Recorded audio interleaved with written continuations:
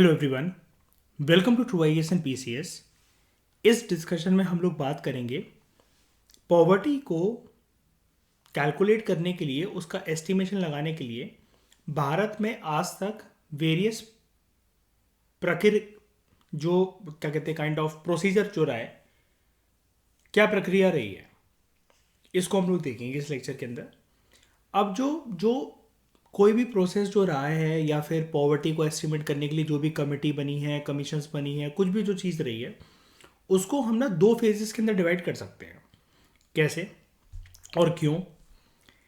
देखो दोस्तों, ऐसा नहीं है कि गरीबी के बारे में जो ख्याल है वो भारत की सरकार को आज़ादी के बाद आया। ये चीज़ अपने दिमाग से आप निकाल दीजिए, ऐसा बिल्कुल भी नहीं है। यानी कि जब ब्रिटिशर्स थे, जब ब्रिटिश रूल चल रहा था, हम ये नहीं कह सकते कि ब्रिटिशर्स ने कोई एफर्ट मारे पॉवर्टी को एस्टिमेट करने के लिए, उसको कैलकुलेट करने के लिए। उनको इस टॉपिक से ज़्यादा कुछ लेना देना नहीं था।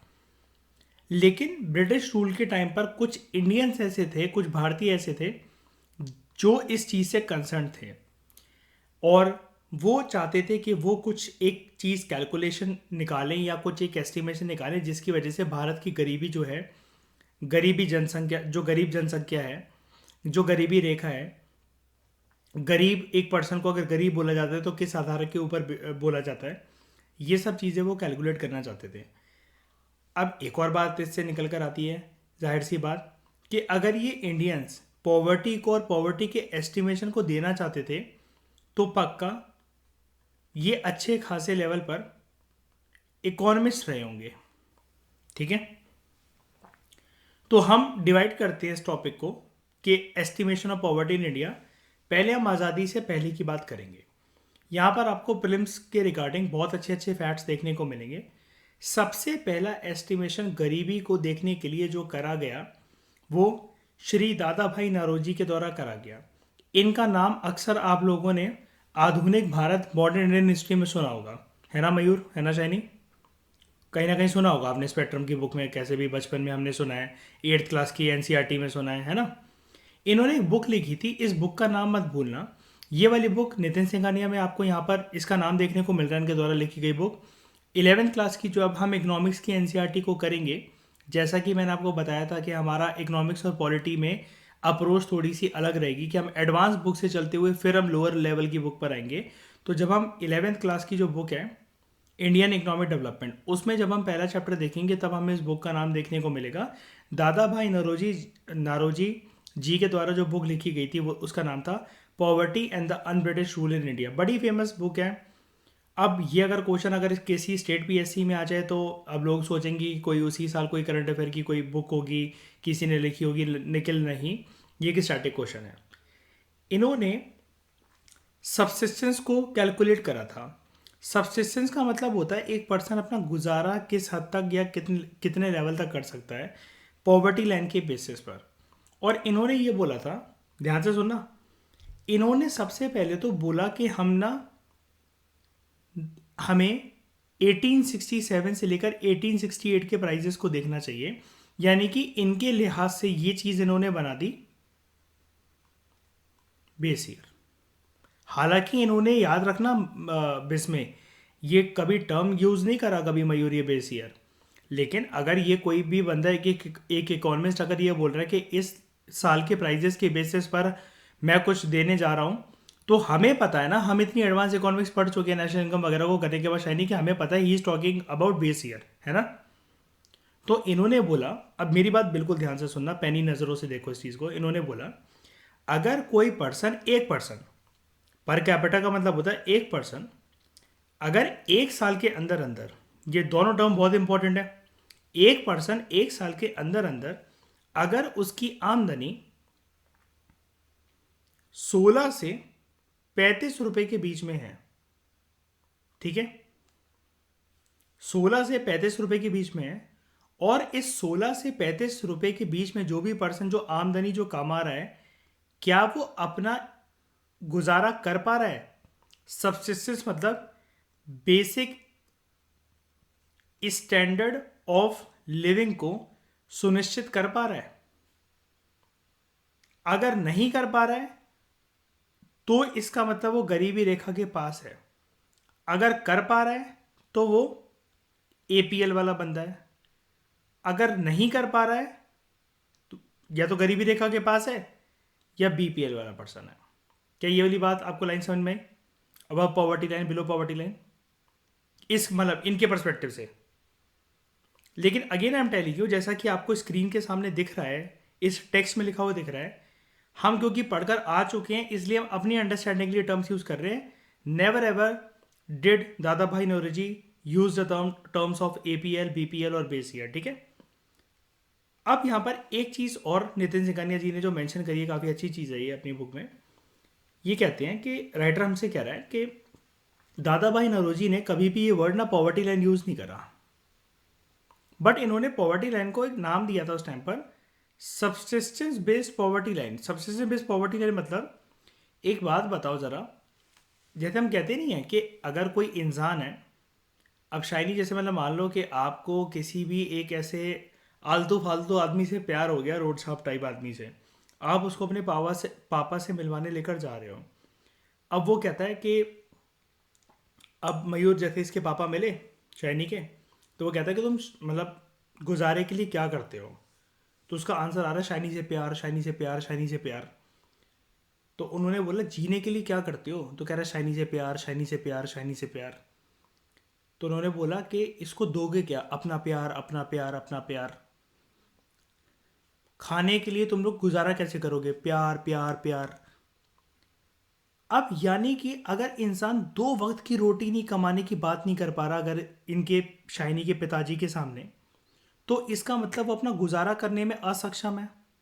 भिखमंगा पटाया को शाइनी ने, है ना? तो है ना, दिख रहा है हमें एग्जाम्पल से। और इसके पापा ने तो पूरा मन बना लिया कि बेटी के साथ साथ दामाद को भी बंगाल की खाड़ी में फेंक देना है। ठीक है। लेकिन फिर भी शाइनी की मासूम शक्ल को बचपन में याद करते हुए वो जो प्यार प्यार प्यार घर में आया था उसको उठा के फेंक दिया। क्यों? क्योंकि शाइनी के पिताजी ने देखा वो सब्सिस्टेंस बेस्ड पॉवर्टी लाइन के भी नीचे है, वो दो वक्त की मतलब ये बेसिक स्टैंडर्ड ऑफ लिविंग में क्या है, रोटी कपड़ा मकान, वो उसको भी इंश्योर नहीं कर पा रहा है, उसको भी सुनिश्चित नहीं कर पा रहा है। उससे जब पूछा गया कि पेट कैसे भरोगे, शाइनी से प्यार, शाइनी से प्यार, शाइनी से प्यार। शाइनी वेरी बैड है, तुम्हें ऐसे बंदे बिल्कुल नहीं पटाने चाहिए। नाक कटवा दी तुमने हमारे फाउंडेशन कोर्स की वजह से। बाद में क्या हुआ देखो दोस्तों, ध्यान से एक बात और देखना। 1860 1867 से 68 की बात पे इन्होंने ये कहा 16 रुपये से 35 रुपये एक साल के पर्सन अगर कमाता हो, इससे कम अगर कमा रहा है ना, 15 रुपये, 15 पॉइंट समथिंग रुपये, क्योंकि अब मैं 15 पॉइंट समथिंग रुपये क्यों बोल सकता हूँ, इस ज़माने में चवन्नी अठन्नी की अहमियत थी। करेक्ट? एग्री करते हो सब लोग? उससे अगर कम लेवल पे पर्सन कमा रहा है, अगर उतना और कमा इस प्रकार से रहा है, अगर 16 और 35 रुपये कमाने के बावजूद भी, 16 से 35 रुपये कमाने के बावजूद भी, जो कि एक साल की कमाई है, अगर उसमें ये अपनी सब्सिस्टेंस का बेसिक नीड्स को फुलफिल करने का गुजारा नहीं कर पा रहा है, शाइनी के बंदे की तरह बात कर रहा है, तो फिर ये पॉवर्टी लाइन के नीचे है। ठीक है। लेटर इन 1938 एक नेशनल प्लानिंग कमेटी बनती है, यानी कि अभी आप देख पा रहे होगे हमारा देश अभी भी आज़ाद नहीं हुआ है। इन सारे घटनाक्रम को लेकिन ना थोड़ा सा जोड़ने की कोशिश करा करो। कैसे? क्या हम ये बोल सकते हैं शाइनी कि ये बिल्कुल गवर्नमेंट ऑफ इंडिया 1935 के बाद की बात हो रहा है, हालांकि उससे कनेक्टेड कुछ भी नहीं है, लेकिन घटनाक्रम कुछ उसी प्रकार की जिस टाइम पे मतलब आपको पता है ना, गवर्नमेंट ऑफ इंडिया एक्ट वगैरह से सारी चीज़ें मयूर धीरे धीरे धीरे करके कानूनों में सुधार आने लगा था, है ना? हाँ। तो लेटर इन 1938 नेशनल प्लानिंग कमेटी एक बनती है जिसको हेड करते हैं श्री जवाहरलाल नेहरू। सिंघानिया जी के लिखने का एक अलग ही तरीका है ना, कि हम कुछ अलग लिखेंगे जिससे बच्चे कंफ्यूज हो जाएं, क्योंकि हमें आता था पीटी नेहरू पढ़ने की, ये जवाहरलाल नेहरू, हाँ श्री JL नेहरू। तो बंदा गूगल पे सर्च करे यार ये नेशनल प्लानिंग कमेटी के हेड कौन थे, कोई दूसरे नेहरू लग रहे हैं मुझे, ये वही है, ये वैसा गेम खेल रहे हैं हमारे साथ, ये वो नहीं है मॉडर्न हिस्ट्री में, भाई भाई जो दो भाई थे, रिचर्ड वेलेस्ली और आर्थर वेलेस्ली। तो इन्होंने एक चीज़ बोली, हाँ, इस प्लानिंग कमेटी ने एक चीज़ बोली जिसको हेड कर रहे थे जवाहरलाल नेहरू, कि इररिड्यूसिबल, इररिड्यूसिबल का यहाँ पर ये मतलब है कि इससे कम नहीं होनी चाहिए। किससे कम नहीं होनी चाहिए? इररिड्यूसिबल मिनिमम इनकम अगर 15 रुपये से 25 रुपये के बीच में है पर कैपिटा, पर पर्सन। लेकिन इस बार देखना क्या आ गया है, पर कैपिटा पर मंथ। ये बहुत इंपॉर्टेंट चीज है। उन्होंने बोला था पर कैपिटा पर ईयर 16 से 35 रुपए। वो एक साल की बात हो रही थी। क्यों? क्योंकि यहाँ पर जो प्राइजेस को कंसिडर करा गया वो 1867 टू 68 के ज़माने के बेसिस पर करा गया। यहाँ ज़माना देख रहे हो, 1938, आज़ादी से 9 साल पहले की बात हो रही है ऑलमोस्ट। तो यहाँ पर 15 से 25 रुपये, यानी कि अब देखो, अगर आप पूरा का पूरा एस्टिमेशन लगाओ तो हम ये कह सकते हैं ऑलमोस्ट ऑलमोस्ट 70 साल की आगे की बात हो रही है। तो ऑब्वियस ये बात है, ठीक है, 15 से 25 रुपये पर कैपिटा पर मंथ अगर पर्सन कमा रहा है। और यहाँ पर बेस ईयर के लिए किसी एक पर्टिकुलर ईयर को रेफरेंस नहीं दिया गया। इस कमेटी ने बोल दिया प्री वॉर प्राइजेस। अब ये प्री वॉर प्राइजेस क्या? ये प्री वॉर प्राइजेस क्या है? हाँ हाँ, नहीं नहीं नहीं, क्योंकि 38, हाँ 39 से स्टार्ट हुआ था। तो यहाँ पर बात चल रही है कि बेस से थोड़ा सा ज़्यादा पुराना रखा जाता ना। यहाँ पर बात चल रही है 1914 से 1918 की, फर्स्ट वर्ल्ड वॉर की। अब एक बात और बताना चाहता हूँ। देखो, हम ना बहुत माइन्यूटली जा रहे हैं चीज़ों में, बहुत माइन्यूटली, मतलब इतना एग्ज़ाम नहीं पूछते हैं। लेकिन हमें ना बार बार ये एग्ज़ाम को लिखना नहीं है। हमें सरदर्दी नहीं चाहिए कि अगर एक बार लिख रहे हैं ना तो हमारा क्लियर हो जाए, पीडीएफ में नाम आ जाए, हम उस हिसाब से तैयारी करके चल रहे हैं। तो ये चीज़ ना प्री वॉर प्राइजेस के अंदर ऐड कर लेना और प्रॉपर अपने नोट्स में मेंशन कर लेना, अपनी बुक में मेंशन कर लेना कि यहाँ पर बात ना फर्स्ट वर्ल्ड वॉर की हो रही है, और ब्रैकेट में लिख लेना 1914 से 1918। अब देखो, आपने लॉजिक लगाया ना, मतलब शनि, अगर 1938 वाली बात हमने करी, क्योंकि सेकेंड वर्ल्ड वॉर जो हुआ था वो 1939 से लेकर 1945 तक हुआ था, और 9 अगस्त को ख़त्म हो गया था हिरोशिमा नागासाकी पे लिटिल बॉय और फैट मैन नाम के बम गिरने के बाद। लेकिन उसकी बात नहीं हो रही यहाँ पर। लेकिन ये जो कमेटी है, national planning committee, however it was not tag as poverty line of the country. लेकिन ये जो, मतलब इस कमेटी ने बोला कि जो 15 रुपये से 25 रुपये हम जो बोल रहे हैं ना, श्री दादा भाई नौरोजी जी ने तो ये बोल दिया था कि 16 से 35 रुपये एक पर्सन अगर एक साल में अगर इससे कम कमा रहा है, जो उसकी सब्सिस्टेंस को भी इंश्योर नहीं कर पा रहा है, शाइनी के भिखमंगे बॉयफ्रेंड की तरह है, तो वो सब्सिस्टेंस बेस्ड पॉवर्टी लाइन के भी नीचे है। लेकिन यहाँ पर इट वॉज टैट as poverty line of the country. इसको खारिज कर दिया कि इस बात को कि नहीं, this is not a poverty line of the country. हम ये एक एस्टिमेशन जर्नली दे रहे हैं कि महीने में पर्सन अगर इतना कमा पा रहा है, उसकी मिनिमम इनकम, मिनिमम आय, हिंदी में बोलते हैं ना मिनिमम आय, कम से कम रोज़मर्रा का जीवन बिताने के लिए अगर उसकी आमदनी इतनी है, तो ये चीज़ है। लेकिन इसको पॉवर्टी लाइन के साथ कंप्यूट नहीं करा गया। उसके बाद 1944 के अंदर जब देश आज़ाद हो गया, तो एक प्लान ने ये सजेस्ट करा कि पॉवर्टी लाइन जो है हम उसको मान सकते हैं, एक पर्सन अगर एक साल के अंदर 75 रुपये से कम कमा रहा है या 75 रुपये के आसपास है, तो ये एक पॉवर्टी लाइन का बेसिस हो सकता है, ऐसा सजेस्ट करा गया। इसको माना वाना कुछ नहीं किया है। और ये प्लान था बॉम्बे प्लान। बॉम्बे प्लान एक बहुत ही यूनिक चीज़ थी। इसके बारे में हम वैसे जिक्र कर चुके हैं किसी और लेक्चर्स में। लेकिन बॉम्बे प्लान के बारे में थोड़ा सा अगर मैं आपको बताऊं, आप कभी भी ये एक्सपेक्ट नहीं कर सकते दोस्तों कि, सोचो ज़रा, मैं आपको एक सिचुएशन देता हूँ।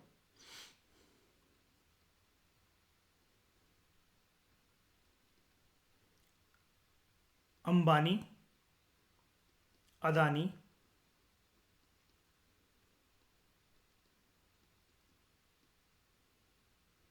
टाटा, बिरला,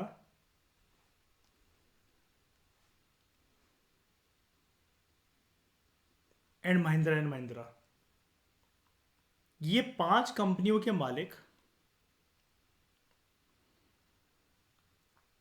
मोदी जी के पास जाएं और उनसे बोलें, आप और आपकी सरकार मिलकर हमें रेगुलेट करने के लिए एक प्रपोजल बनाओ, एक प्लान बनाओ। कभी ये बोलेंगे सरकार को जाके कि हमें रेगुलेट करो? बोलेंगे कभी? एक्सपेक्ट कर सकते हो कभी? अब कभी नहीं बोलेंगे ना। लेकिन बिल्कुल ऐसी ही अनएक्सपेक्टेड चीज 1944 में हुई थी, जब सेम अंबानी अदानी नहीं थे उस टाइम पर, लेकिन जब सेम टाटा बिरला और ये सब सरकार के पास गए और ये एक प्लान लेकर जाते हैं, सारे के सारे जो अच्छे अच्छे उद्योगपति थे, बिजनेसमैन जो थे, सरकार के पास गए, आप हमारे लिए प्लान बनाओ, plan to regulate our activities, जिससे देश की जीडीपी ग्रोथ फ्रॉम इंडस्ट्रियलाइजेशन ये बूम करे, ये अपवर्ड डायरेक्शन में मूव करे। ये एक प्लान था। क्या था, क्यों आया, किन सरकमस्टांसेस में आया, हुआ क्या, इसके बारे में अभी आगे बात करेंगे। मतलब आगे इन द सेंस कि चैप्टर जब आगे प्रोसीड करेंगे इस बुक के अंदर, बॉम्बे प्लान के बारे में बहुत डिटेल में डिस्कस करेंगे। अभी के लिए इतना आप समझ लो इसको, ठीक है। उसके बाद और हम और भी क्लासेस के अंदर इसको डिस्कस कर चुके हैं, अलग अलग सब्जेक्ट की, ठीक है। आपने वीडियोस में कहीं ना कहीं मेरे सुना होगा। अब तो गई आज़ादी से पहले की बात। अब आज़ादी आज़ादी से बात की बात करते हैं कि पॉवर्टी को एस्टिमेट करने के लिए ये सब जितनी भी चीज़ें चल रही हैं, हालांकि आपको यहाँ पर सारे इंडियंस ही दिख रहे हैं पॉवर्टी को एस्टिमेट करने के लिए, फिर चाहे वो श्री दादा भाई नौरोजी हों या फिर वो नेशनल प्लानिंग कमेटी हो जिसके हेड श्री पंडित नेहरू हो। लेकिन फिर भी उसके बावजूद भी आज़ादी के बाद चीज़ें बदल गई काफ़ी ज़्यादा। हमारा संविधान आ गया, पॉलिसीज़ हमने सोचा कि हम लोग बनाएं, एक्ट्स आए, कानून आए, पार्लियामेंट के द्वारा लॉज बनने लगे, सारी की सारी बॉडी सेटअप हुई, और नेहरू जी के द्वारा करा गया वादा रेड फोर्ट से इन हिज फर्स्ट स्पीच, जो कि आज़ाद भारत की पहली स्पीच थी, ट्राइस्ट विद डेस्टिनी की स्पीच, इन्होंने सबको ये बोला था कि ये जो हमें आज़ादी मिली है, खुशी मनाने का वक्त नहीं है, हमें मेहनत करनी है। हमने पढ़ा था ना मयूर इसको पोस्ट इंडिपेंडेंस की पहले चैप्टर में, हमें मेहनत करनी है, कॉन्टिन्यूसली मेहनत करते जानी है, और यह भी रेस्ट करने का पीरियड नहीं है। और हमें हंगर, डिसीज़, इग्नोरेंस, इलिटरेसी, इन सब को दूर करना है। यानी कि गरीबी एक बहुत मेजर समस्या थी, एक इशू था जिसको हमें दूर करना है। अब उसके लिए ऑब्वियस सी बात है, पोस्ट इंडिपेंडेंस सरकार जो नई बनी, सारी की सारी चीज़ें हुई, और फिर पोस्ट इंडिपेंडेंस के बाद के पॉवर्टी को एक प्रॉपर तरीके से एस्टिमेट करा जाए। अब हम ये चीज़ इसलिए भी सोच सकते थे क्योंकि अब देश हमारे हाथ में है, प्लानिंग प्रोसीजर हमारे हाथ में है, डिसीजन मेकिंग अब हमारे हाथ में है। और उसके बाद भी बात ये थी कि शाइनी, आपको पता है कि सरकमस्टांसेस और सौगंध आप जानते हो कि बदल गए थे काफ़ी ज़्यादा परिस्थितियाँ, कि बंटवारा हो गया था, इधर उधर जो है एरिया जो है वो बट गया था, बहुत सारा एरिया पाकिस्तान को चला गया था, लोग भी इधर उधर चले गए थे, दो कंट्रीज बन गई थी। तो अब हमें जिस ज़मीन को, जिस भूमि को भारत कहा जाता था, उधर के लोगों की समस्या एक दूर करनी थी, जो कि सबसे बड़ी समस्या थी, वो थी गरीबी। और इसके लिए करा क्या गया, क्या सरकार का संकल्प था और सरकार ने स्टेप्स क्या उठाए, इसके बारे में बात करेंगे नेक्स्ट लेक्चर के अंदर। Thank you very much for discussion.